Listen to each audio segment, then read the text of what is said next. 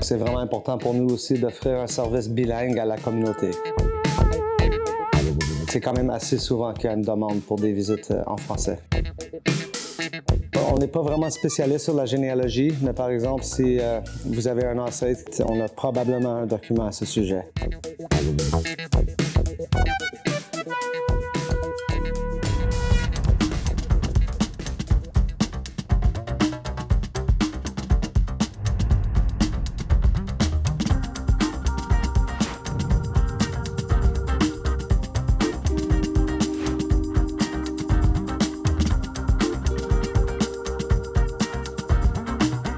Salut Cornwall, salut le monde. On s'appelle On a le choix, on est un média canadien indépendant. Nous sommes aussi le seul média francophone local pour la région de Cornwall, Stormont, Dundas et Glengarry en Ontario.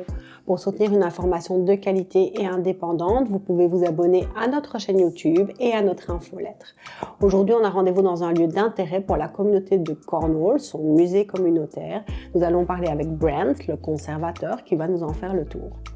Notre mandat ici, c'est vraiment de partager et préserver l'histoire de la ville de Cornwall et les environs immédiats, donc les comtés de Stormont, Dundas et Glengarry. On a une collection vraiment énorme, à peu près 10 000 objets historiques, 100 000 documents historiques et plus ou moins 500 000 photographes entre 1950 et 2008. Donc c'est une collection énorme qu'on est vraiment fiers d'avoir en notre possession. Une chose qui nous manquait ici dans notre musée, c'est vraiment l'histoire de la fondation de la ville de Cornwall et les comtés unis de SDG. Donc on a tout complètement changé cette salle durant en fait l'événement de 1784 que vous avez déjà reporté. Donc ici, on donne l'histoire de la fondation de la ville. Pour ceux qui ne le savent pas, c'est des réfugiés loyalistes qui ont fui des États-Unis après la guerre d'indépendance. Ils sont allés à Montréal. Et ensuite, ils se sont demandé, mais où est-ce qu'on peut recommencer notre vie? Et finalement, le roi Georges III, dans le temps, leur a donné les territoires ici, le long du fleuve Saint-Laurent. Donc, en 1784, ils ont établi vraiment cette région. Donc, en ce fait, la ville de Cornwall est vraiment un des villages les plus anciens dans toute la province en Ontario. Donc, pour nous, ça, c'est vraiment une histoire importante. On est situé dans une maison qui a été construite en 1840. Donc, c'est une vieille maison, mais notre but, plutôt, c'est pas vraiment de décorer une vieille maison comme une vieille maison.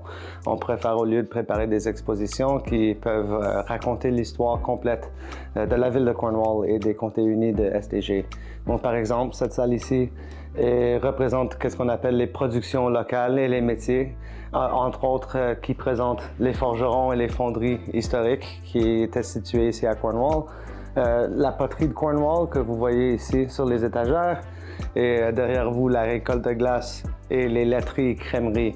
Donc même si on a genre un air d'une cuisine genre 1840, plutôt les thèmes sont plus généraux et présentent plusieurs différentes productions locales.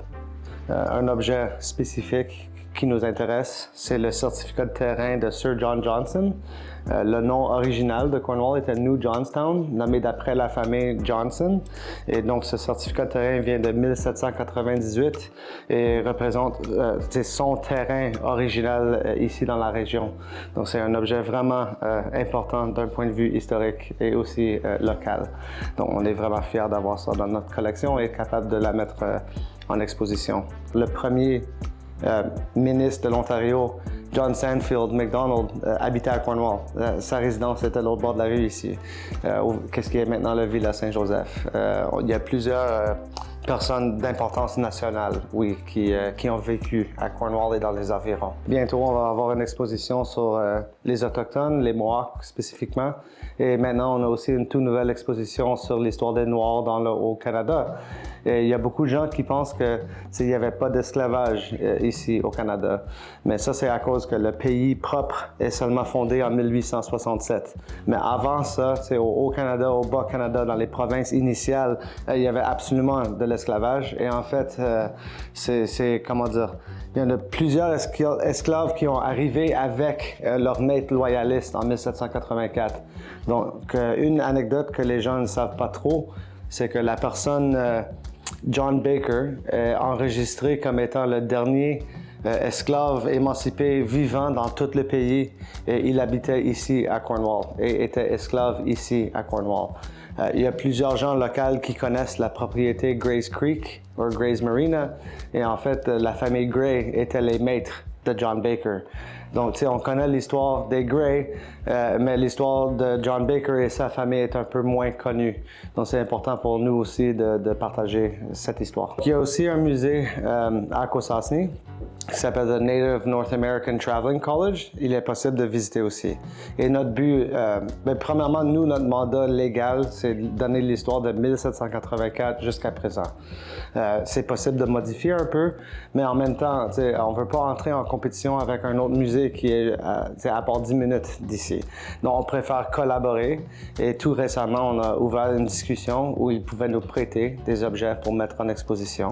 Et en fait, la caisse qui est à l'instant vide, juste à côté de vous, attend pour ces objets.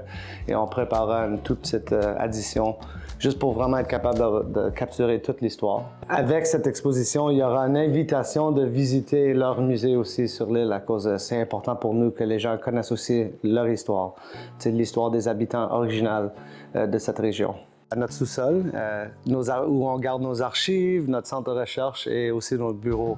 C'est ici vraiment qu'on peut retrouver 100 000 documents historiques à plusieurs différents sujets locaux où les gens de la ville peuvent venir et faire de la recherche. On n'est pas vraiment spécialiste sur la généalogie, mais par exemple, si vous avez un ancêtre qui soit était employé d'une usine ou appartenait peut-être un centre commercial. Et sur la rue Pitt, on a probablement un document à ce sujet.